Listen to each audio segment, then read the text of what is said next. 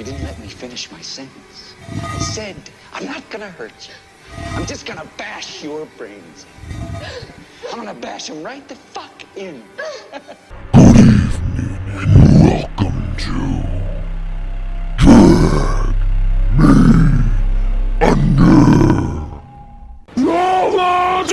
Me Under.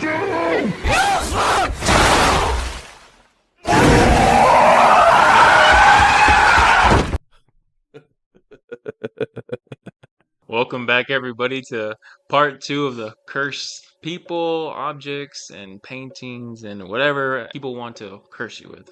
That's right, dudes. Welcome to part dos of this cursed objects, because we just had so much we couldn't fit it into one podcast You can fit episode. things. We could fit things. I can fit a lot of things, dude. I'm really small, but for the first time I got something so big I can't fit it in one place. So that's why we're doing part 2 of cursed objects, paintings, people. You name it, dudes. We got it. Yeah. So step into our little podcast of mystery and macabre, and let's get spooky today with a painting that burns houses, allegedly. And what else do I got? I got another doll that supposedly it's a badass doll. It can fucking fuck Annabelle if it wanted to. I know that doll. Yeah, yeah. Show me it. Robert the doll.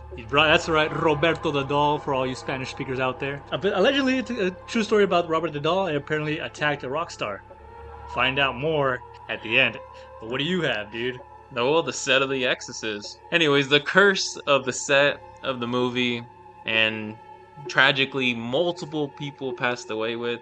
You know what? Let's just jump into that. You want to jump into that? I'll just fucking do it, dude. I am ready to be creamed by these cursed stuff. Cream corn.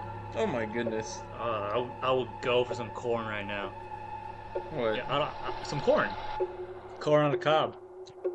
I don't eat it sideways. I eat it up and down. Like a good little boy. Thank you for filling in. That's a good filler. Alright. The true horror / curse inside The Exorcist. The mysterious cast deaths. Yes, deaths. Multiple people died. Like in the movie or like off the movie? Off the movie. Mm. To freak fires, broken jaws. And the film's reboot's coming in, so everybody's kind of revamping all the stuff that happened before. Ooh, yeah, get ready, get all that holy water, get all your sins out, because it's going to be a bumpy road. So, Universal Pictures, the one who created it, is due to announce their reboot, which makes everybody go crazy, as their trilogy has already made fucking $465 million, which reminds everybody of the original film. And that happened in 1973 that caused a stir and saw tragic cinematographers vomiting and fainting. One woman broke her jaw and she passed out in the theater. In the theater? Yeah. I mean, I saw the movie probably like a year ago, and it's not that scary, but like we're so used to horror nowadays, so like it doesn't faze us. But I guess back in the day, this movie was huge, dude. It was so, what's the word I'm looking for? Next level. Yeah, it had so many problems. It was so, what's the word I'm looking for? The one like polemical. No. Okay, whatever. It causes a lot of Polemical. Exactly. Caused a lot of stir into the society. That Satanism in our communities, the satanic panic. It was just a frenzy of evil, and people believed that the devil was in our neighborhoods and now in our theaters. But that shit was weak, dude. You think so? It's all right. I think it holds. It holds, yes. My wife's terrified about it. Yeah, she so hates am I. that shit. Really? I didn't like it. Like 2 years ago, we went to Universal Studios Horror Nights, and we went to the Land of the Exorcist. Mhm. But my wife didn't know what the maze was. She was like, "What is this line for?" I'm like, Texas Chainsaw Massacre," and she didn't know. We were in line for 2 hours. She didn't even know until we got like to the front of the line, and you can see the little. You ever seen the cover of The Exorcist? Yeah. It's the priest looking up onto the house with the fucking The street lamp. the street lamp, and my wife's like, "Wait a minute, go inside." She hated me, dude. Oh wow. She didn't talk for me for like half an hour, dude. But honestly, it was worth it. And we're going back this year, so I hope she's ready for it. Yeah. So, and how terrified people were to see it back then. There were multiple deaths causing this movie, which makes the curse. At least 4 people have been linked to the film, and some believe that there's proof that an exorcist curse. So 4 deaths, supposedly, On set. on set That's- or around like the people of the set. Because you know how they say once you're doing something scary, like you open up that third eye, That and door. that door, And like it clings onto you. and whoever's around you, your loved ones, it wants to torment you. All right. So this includes Jack McGroran. I'm probably butchering his name, but Mac Groran, who played as the electronic film director, Burke Dunnings, and in the film. So I guess Burke Dennings is him too in the film. Oh, okay. So yeah, 2 jobs, Yeah. 2 paychecks. So he was killed by a demon plague. So I guess he was killed in the movie. His character was attacked by a possessed child, and who has superhuman strength and breaks his neck, then flings him out of the bedroom window. You son of a bitch! Take me! Come into me! God damn you! Take me! Take me!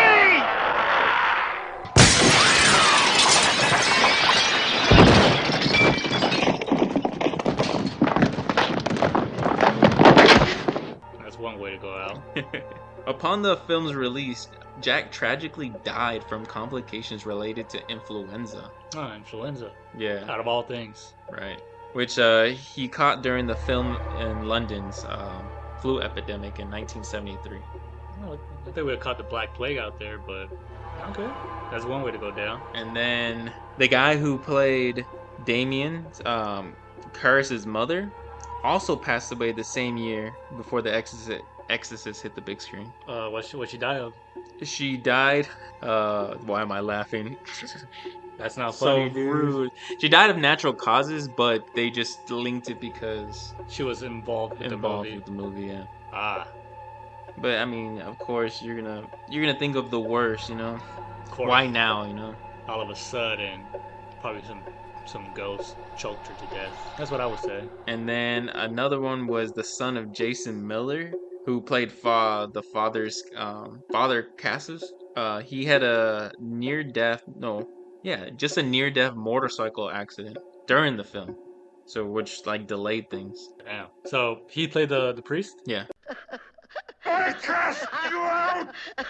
Unclean spirit! Shove it up your ass, In the name you of our faggot. Lord Jesus Christ! It is He who commands you! He who flung you from the heights of heaven to the depths of hell! Fuck him! Be gone Fuck him, Garrus! from Fuck this him. creature of God! For the one time, the priest didn't molest a kid, and he got punished for it. Okay. Later, then the religious man performs exorcism. The star, who had no previous acting experience and was casted after being spotted at a restaurant, was ruled to have died by natural causes. And in the film, Valesky's character died after being attended to a hospital, later haunting the dreams of Father Cassis. Later in The Religious Man performs exorcism, Regan mentions that his mother's name is attempted to distract him and make him feel guilty. During the production, a number of the cast and crew, including Linda Blair, who played Regan, and Max von Sydow, who played Father Murrin, also lost members of their family. Damn. So nothing happened to them, but just people around them, Yeah, and they just assumed it was because of the film. yeah. I mean, I think people will believe that a lot because this film is, satanic and you're fucking with the devil. So of course you're gonna be attacked, and you're just gonna blame it on that because people were like more close-minded back then. Right. But just chill, dudes. So those are for the deaths. And it does suck that you're trying to film something and all these tragedies are happening around you. Making it impossible to work. Then there was a freak fire that happened on the set. The Exorcist was faced with multiple production delays, but the most notable happened early into the production. The set of Regan's family's home burned down. Really? Yeah, in 1972, after a bird flew into a circuit box. Yeah, It's like a kamikaze bird? yeah, pretty much. Oh, wow. Sent by the devil himself? The only part of the set that survived was the bedroom where the exorcism took place. So that was like home. Safe spot. It's like an omen, dog. That's crazy. Damn. What goes on in that bed? That's the fuck. They're fucking. Okay. So this set production back significantly and for over a year. Over a year? Yeah, so it set it back that long. Damn. After the incident caused a 6-week delay. Oh, I guess it didn't take a year. So I guess it took 6 weeks. 6 weeks. So that would cause a 6-week delay. Okay. That's not that bad. Yeah. I mean, considering all the shows that happened around it. Surprised it didn't just stop production. Oh, I take that all back. I misread the heck out of it. I skipped one sentence. So it did take a year. Right. But for 6 weeks after that year, they were blessing the set. Really? Yeah. To like continue? Yeah, to continue. So they couldn't take it anymore. And Yeah. I mean, it took them long. It took a year for them to bless it. Yeah. I know the Conjuring movies right now. The director, every time they're gonna do a new movie or a film, every time they have to bless the place. Oh wow. Yeah, 'cause he said like I'm too superstitious and I don't want anything to get like really fucked up. So every time they're about to film, they bless the set. Yeah, I mean, makes sense that you want to go stage everything up, you know? Yeah, just in case, because you never know what's creeping under that bed, boys. And it's not me. Don't be listening to this in the middle of the night. Oh, you do. You have to. What the fuck are you gonna listen to it? In a dark room. In a dark room, blindfolded, playing with the Ouija board. That's right. That's a great date night. So what's up? What else happens? So they had back injuries that occurred. A guy named, or a woman named Ellen, who played the nun, and Chris McNeil suffered spinal injuries during their filming. A lot of back problems carrying in the team. They left in crutches for the rest of the production and recalled that the accident happened during a 2018 interview. Oh, they recalled it all in that interview. All those PTSD flashbacks. Yeah, dude. Imagine working on this haunted set or cursed set. Right. You never know what's gonna happen. And then leading to the actual day that they came out, they said that the movie would release in the box offices in 1973, that multiple occurrences happened where people were fainting, vomiting, and even the lightning struck a nearby church next to where one of the theaters were showing it. No, fuck that church. Not the movie, the church. Just even one lady who was running out of the theater who passed out mid running out and fell and broke her jaw. How the fuck do you run and faint? She's that scared. Ah, dude. Okay, and she broke her jaw? Yeah, broke her jaw. I mean, she was asking for it, dude. The movie's not gonna get up and attack you, dude. Just walk out. Just fucking turn your head. Right. Thank God, it wasn't even 3D. So who's gonna go watch the new one? I know I am. I'm gonna make my wife and you go watch it. I'm gonna go watch it. Oh, you are? Yeah. Face your fears. For sure. Just don't break your jaw. I won't. Okay, that's a. See, I didn't know about that, and like I said, I'm a kind of a big horror fan, so I feel like rewatching it again. Bring out the old VCR and put that bad boy in, and possess me for an hour and a half. Right. So okay.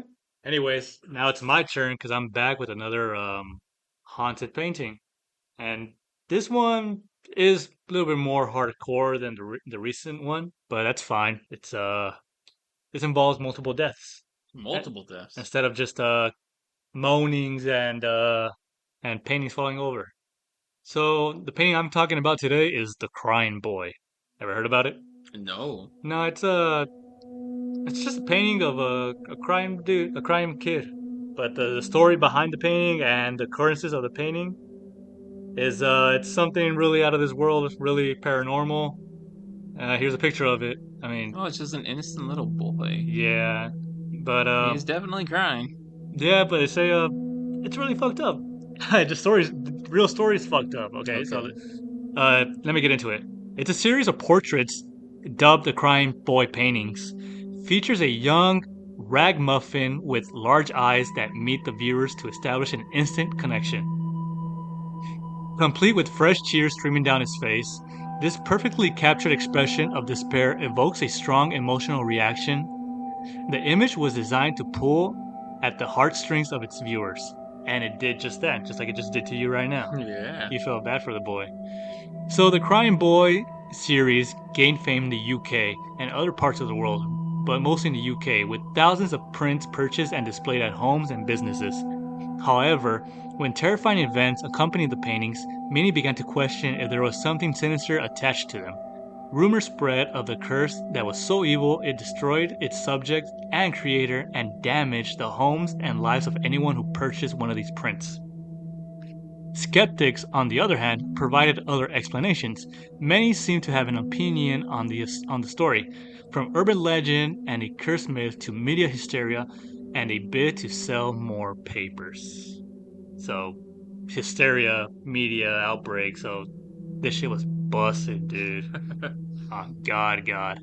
So the Crying Boy paintings are a series of paintings by Spanish painter Bruno Amadillo, who used a fake identity as an Italian painter by the name of Giovanni Bragolin. I don't know why he used a fake name, but okay. Picked a good name, though. Yeah, it sounds cool. But he was a mysterious artist from the mid-1900s. He painted over 60 portraits in his Crying Boy collection from the 50s through the 1980s. With each printed, reprinted, and widely distributed through mass productions. The prints became very popular with over 50,000 copies purchased in the UK alone. The Crying Boy series was the only artwork of Amadillo that saw success. So he was a one-hit wonder. Right. However, this double-edged sword of Amadillo as the images depicting horror, suffering, despair, and longing of innocent also brought a bad speculations of abuse.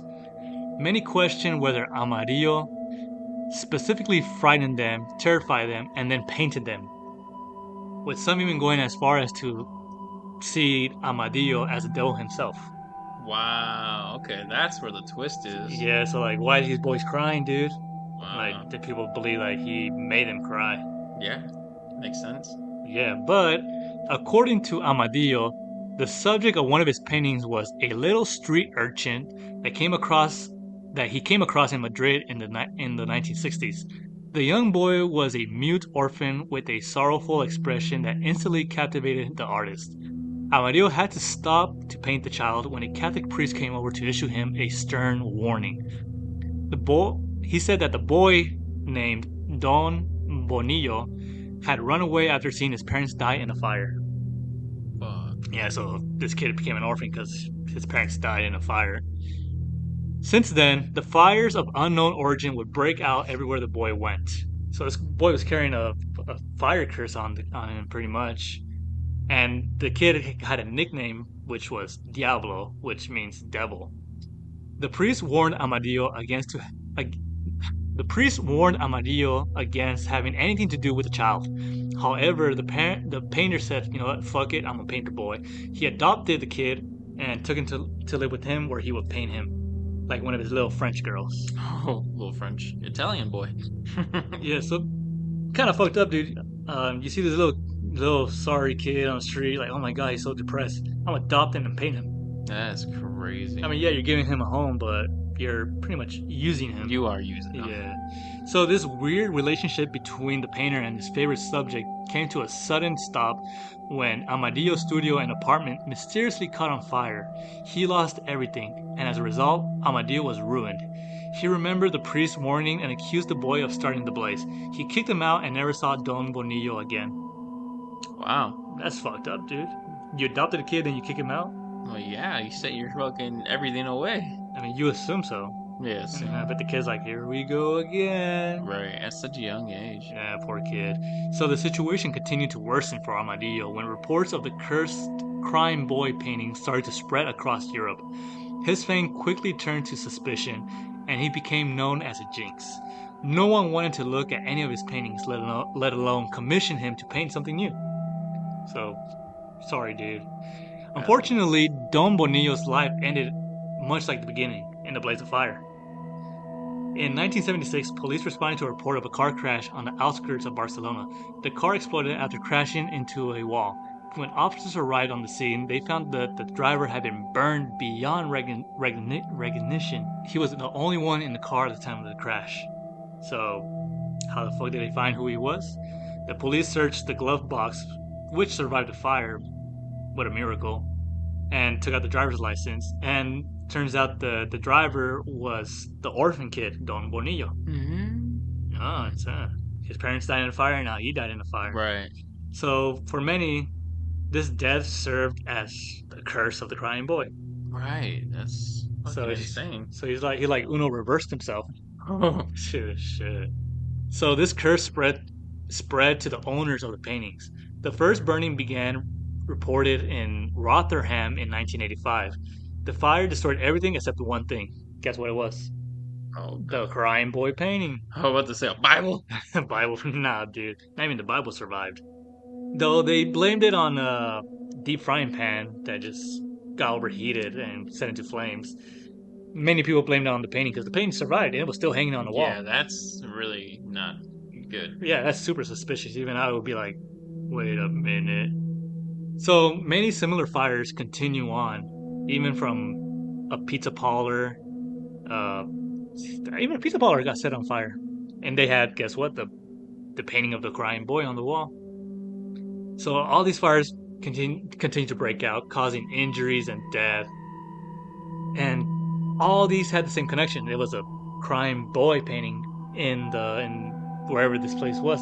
Right. So fire service investigators pointed out, they said, oh, discarded cigarettes, overheated pans, faulty wiring. So firefighters tried to find a logical excuse. But a lot of people just went for the supernatural because obviously it's more fun. Right. Yeah, who wants to oh yeah, just a cigarette burn? Hell no, dude. It was that fucking painting that set on fire. At this point, it's becoming a reputation. Oh yeah. So in Rotherham, the fire station officer Alan Wilkinson personally logged 50 fires where the crying boy painting survived. Damn, Yeah. that's insane. Yeah, he didn't believe in it, but he still couldn't explain it. Mhm. He's not a believer, but he can't explain it, dude. So his disbelief did not save him from the superstitions. When he retired, they gave him a framed portrait of the crying boy, and he said, "Nah, dude, I'm not keeping it." Why would you ever accept that? Because he said he didn't believe in it. Right, but still. Yeah, like no. I think he believed in it. He Yeah, just he didn't want to admit it. So this painting went like fire spread it across Europe, and people started going crazy for this painting, dude. People wanted to buy it just because of the curse. They want to see if it'll happen to them. Yeah, exactly. Like, I want to prove it, or like, nothing's gonna happen, dude. And then on September 4th, 1985, the Crying Boy painting received the first of a 6-week coverage titled "The Blazing Curse of the Crying Boy," published by a British tabloid newspaper called The Sun. What a coincidence! The Sun. The Sun, the Crying Boy, the fires. So the Sun's editor, Kelvin Mackenzie, credited as the father of the Crying Boy curse, was the one to announce, "Enough is enough, folks." Or how would an English guy say it? "Enough is enough, folks. If you're worried about the Crying Boy picture hanging on your home, send it to us immediately." I suck at Cheerios. Hello, governor. If you want that Crying Boy at your house, we will destroy it for you. You should send it back to us, and we shall burn it. Soon.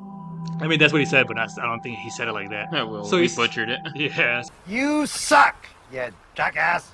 Why don't you shut the hell up? You lose! Good day, sir! So he said, you know what? If you believe in the curse, you have a painting, send it to us, we'll burn it for you. And guess what? In a few weeks, maybe, they had 2,500 copies of the Crying Boy painting. Hopefully they didn't burn them and then they just flipped them again. They resold them, dude. I For know. profit. There you go. So, on Halloween Day of that same year, Mackenzie burned them in a mass bonfire near the Rover Thames under firefighter supervision. I guess they were superstitious too, so. So they were trying to debunk the curse, and they believe that the paintings could not burn because they had a fire retardant like gloss on it. The oils were Yeah. basically used Yeah. just prevent fires. Yeah, that's why they say it was so difficult to burn because they had a compression board that would not burn. So let's say that would help it not burn. Despite the various attempts to debunk the curse, people have continued to believe, leading it to be, an urban legend, but who knows? I mean, 2,500 paintings. I mean, they were burned, right? I don't know how many survived the burns, but this firefighter, had 50 cases of fires with the boy in it, right? In one small town. Yeah, that doesn't make any sense. It's too much of a coincidence. I mean, I get it, fires happen, but not that fucking often. And to be relevant with those 50 paintings, like that's stupid. No, stupid odds. Yeah. What do you believe? You think this painting was cursed? It has to be. I mean, the kid's story is sad, and I mean, the kid was an orphan because his parents died in a fire, and then some guy took him to abuse. Well, not physically, maybe physically, just mental. yeah, use him for money. And then his apartment got on fire, blamed it on the kid, and kicked the kid out. Years later, the kid died in a car crash, died in a fire, Right. and that's when the curse began. He spread the love and fire to the people. It's kind of like I know you do not watch this, but there's an anime called Fire Force. It's like Paw Patrol. Not even Not close. interested. Actually, dude. wait, it is kind of close. Still not interested. Dang it! I thought I could trick you. Nah, dude.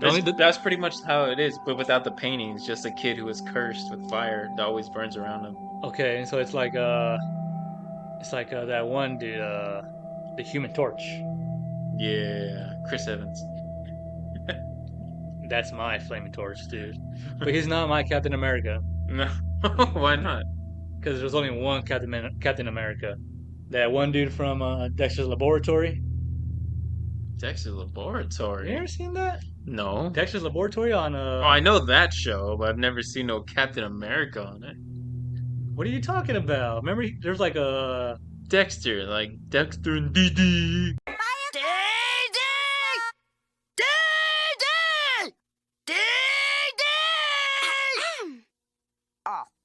yeah. They had their own what do you call it? Avengers. There he is. Look. Yeah. See.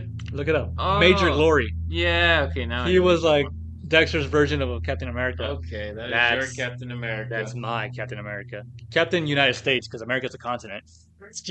yes. I just had to point that out. Okay, you're right. You're I right. just had to point that out. Yeah. Okay, so that's all I have for the painting of the boy. Let's talk about Robert. Robert? Robert the doll. Oh, what about him, dude? I don't talk to him anymore. Oh yeah, I don't know you. Oh my God, the things I've heard about this doll is so ridiculous. What do you know about Robert the dog? All I know is that they have him in Florida, right? He's in Florida right now. Right?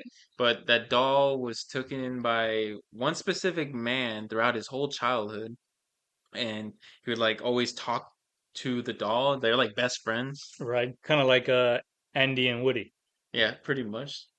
in a Disney perspective. And then once Robert's friend passed away, nobody ever like paid attention to Robert. I think he was in the attic for like a long time. Right? And then now I guess he just built in so much like negative energy that they hold him in a case in somewhere in Florida, and if you take pictures of it, good luck because he's gonna fucking do something to you. Okay, so you pretty much know know the whole story. But not completely detailed. But I know of what they say, never to go there and never take a picture of him because then you're just gonna kill yourself. Yeah, so if you ever see Robert the doll, he's just like a basic doll dressed as a sailor. Yeah, Yeah. that he's dressed like a sailor. Yeah, not Sailor Moon, because No stars. no stars, because that would be kind of weird. Fighting evil by moonlight, winning love by daylight, never running from a real fight. She is the one named Sailor Moon. Because it's a doll that looks like a kid. And it's like no offense to Robert, I don't even care if this is just a podcast. No offense to Robert, but you do look kind of a little weird, but respectfully weird. Cool weird. Cool weird. Cool weird. Yeah, dude. Okay, so let me get into the story, to fill you up better. So the story of Robert the Doll dates back to the early 1900s when a young boy by the name of Eugene Robert Otto was given a one-of-a-kind handmade doll by a servant that worked for his parents in his home. Eugene named the doll Robert and quickly became attached to his new friend. I'm pretty sure the servant was a slave worker. Probably. Most likely. So anyways, the home where Eugene lived is located on 534 Eaton Street and was built between the 1890s and, between 1890 and 1898. It was there that Eugene was given Robert the Doll and where the friendship lasted throughout his lifetime and was beyond forged. While he seemed like an ordinary cloth doll, it wasn't long before Robert was involved in strange and somewhat terrifying events. The first hint was that something out of the ordinary was happening when one night when Eugene, who was only 10 years old at the time, awoke to find Robert the Doll sitting at the end of the bed just staring at him. Moments later, his mother was awakened by his screams for help and the sounds of furniture being overturned in her son's bedroom. Eugene, they call him Gene, so Gene over here cried for help, begging his mother to come rescue him. When she was finally able to open the door, she saw poor little Gene curled up in fear on his bed. His room was in shambles and Robert the Doll was just sitting in the foot of the bed. Like nothing happened, dude. Right. Creepy, huh? Very. Yeah, so the question is, what the fuck happened? Did Robert do it, or was it just Gene like having like some fucking vivid nightmare? Right. Nobody knows for sure why or how this child's plaything could actually wreak havoc on a child's bedroom or do anything at all, you know. The fuck, it's just a toy, right? But the weird and inexplicable didn't stop happening. It just continued on. Eugene's parents would often hear their sons upstairs. They would hear their son upstairs talking to the doll and getting a response back in a different totally voice. Yeah, I heard about that. Like, that is super, super creepy. Like, come on. Like, how are you as a parent gonna know that your son is up there playing with the doll and then you're hearing somebody else? I'm gonna run up there thinking there's a guy just sitting there talking to my son, but it's a doll. Yeah, because, I mean, if you hear a kid's voice, like, okay, maybe just one of their friends, right? But no, it's like a deep, sinister voice. Yeah, that's super, super eerie. So they reported the doll speaking and witnessing its expressions change, facial expressions changing, giggling, and seeing Robert run up and down the stairs, and peeking out through the window. Ooh. Yeah, they got real creepy real quick. Mm-hmm. I would love to see that in like a Toy Story. So Robert continued to live with Gene throughout his lifetime, and after Gene's parents died, he moved back into their home with his wife, Anne. Gene decided that the doll needed a room of its own and a place for him, so he put him in the upstairs room in front of a window so he can just overlook the streets. So I guess they made up. I guess it's a good way to make up, I guess. Yeah, just, past is past, let bygones be bygones. But Gene's wife, Anne, felt uneasy with Robert in the house, and although she couldn't put her finger on it, she wanted Gene to lock up the doll in the attic, where she could do no harm and just not see him and don't even get near him. So he did what his wife wanted and he locked him up.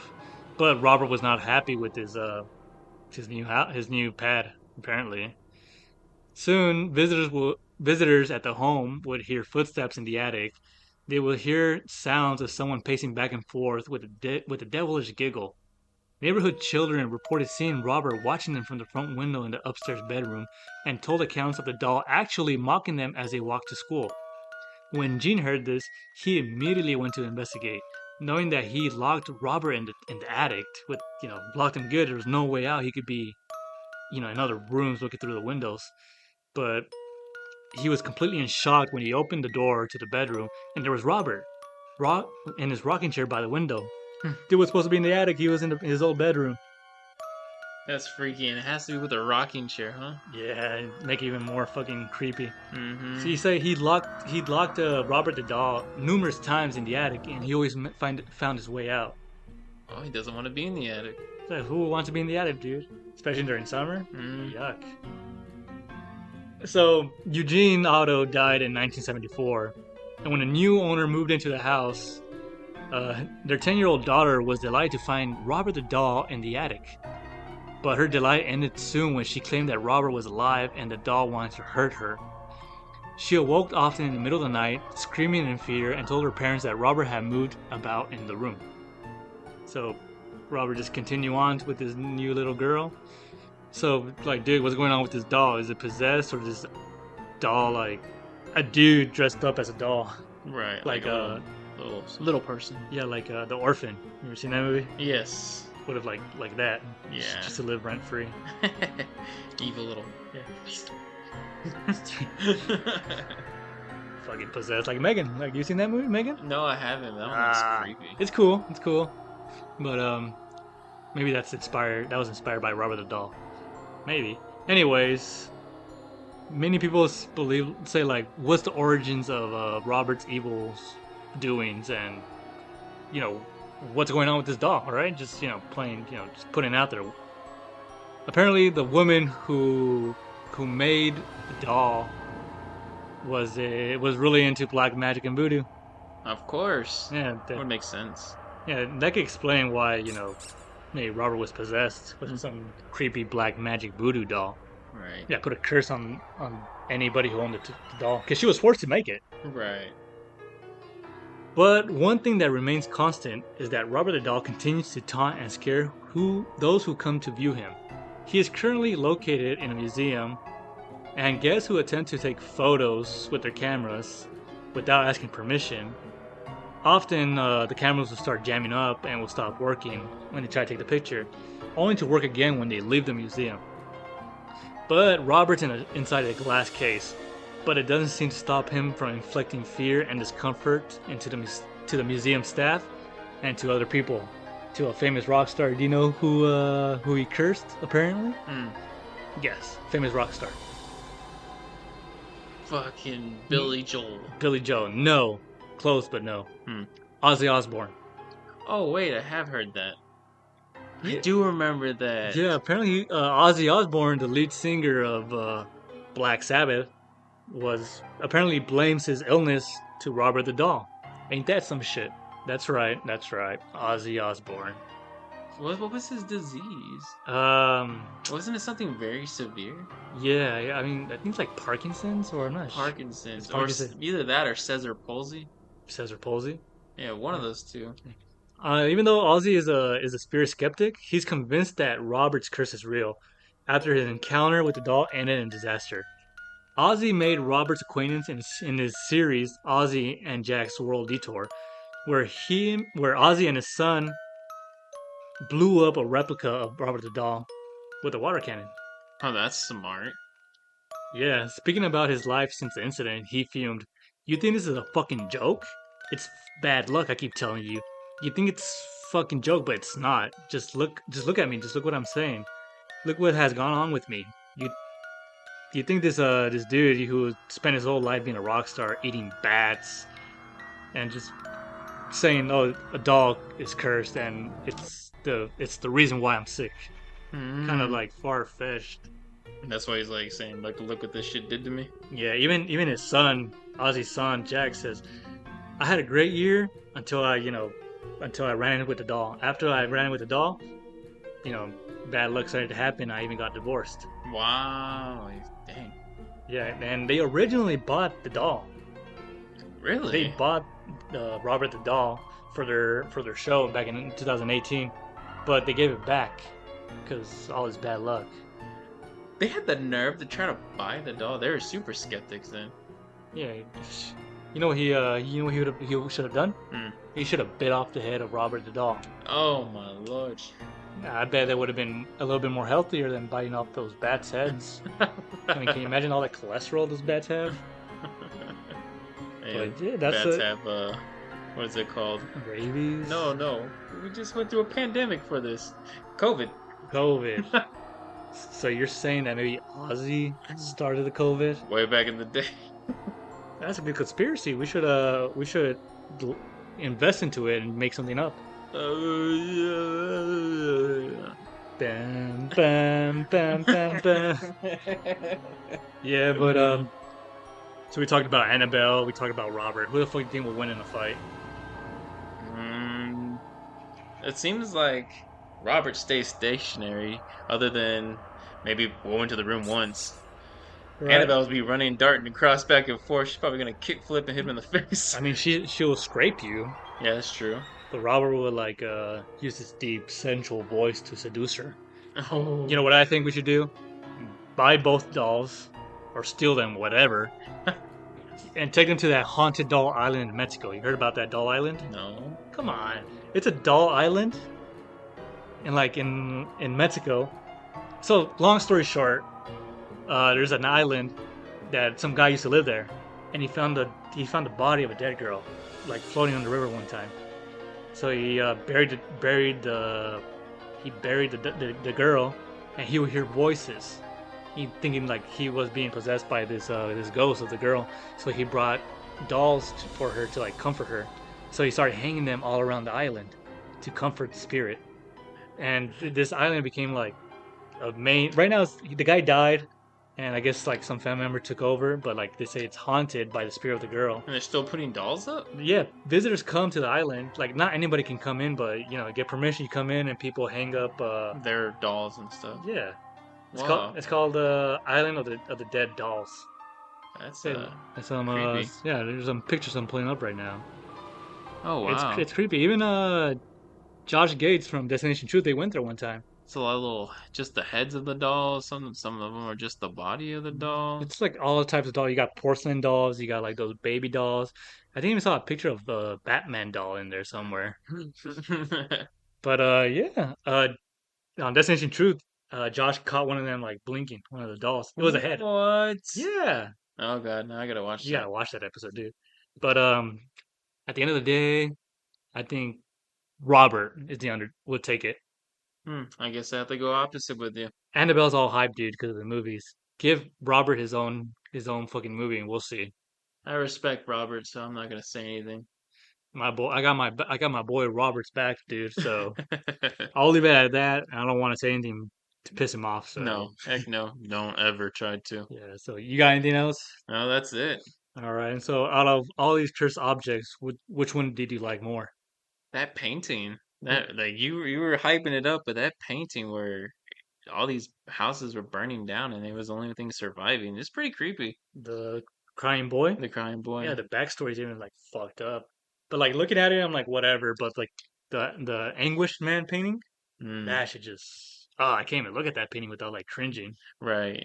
So out of all these things, the anguished man, that's like a big no-no for me. I would not want to own it. Okay. Okay, I agree. I don't want to own any of these things or be on the set of The Exorcist. But if you had to choose one, which one would you keep? Keep? Yeah, keep. Yeah. Oh my lord. Well, I don't want my house to burn down. Okay, so no crying. Annabelle seems like she's too aggressive. Robert, I guess if I show respect, he might be okay. I mean, the kid. I don't think so because remember Eugene? He'll play with them, and then Robert started attacking him. Dang, you're right. The English man. All he does is cry. Okay, I'll stick to that then.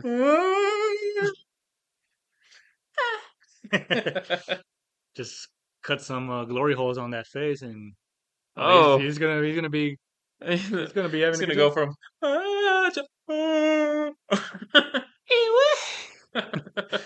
All right, dude. That's all I have. Yeah, we're checking out. That's it. That's all the curse items we got. Yeah, so after this, we're gonna take a little small break because I got a little business trip to take care of down in Mexico. Hopefully, I make it back alive. I hope you did too, buddy. I hope so because I don't want you to replace me with I don't know who, man, but don't do it because Pile of cheese. I'll come back. I'll hunt that pile of cheese. I'll be like I don't know, dude, the clay face, I guess, cheese face. Oh my goodness. But yeah, I guess we'll take a little break, but we'll come back with more scary, spooky, gruesome, fucked up stories. Anything you guys want to hear in the meantime, let us know, and we'll be happy to investigate Yeah, it. dude. comment, even if it wants to say that we suck. Yeah, I yeah. want to see it. I want to see it, and I know you want to see me, so it's something. So let's put two and two together and make this magic happen. Da-da-da-da-da-da. So, I guess that's all the time we have today, my children of the grave. Be sure to follow us on Spotify and on YouTube. Share, like, comment, subscribe, do what you gotta do. Just show me some real dudes. I'll give you a back rub or I'll get a little, my boy Shield to give you a lower back rub. Nope. Whatever not it agreeing. takes. Not agreeing. Whatever it takes. Because there's more macabre where that came from. So stay tuned and remember, one by one, we will drag you under. Bye, guys. See ya. I'm gonna eat a corn dog. Sandwich.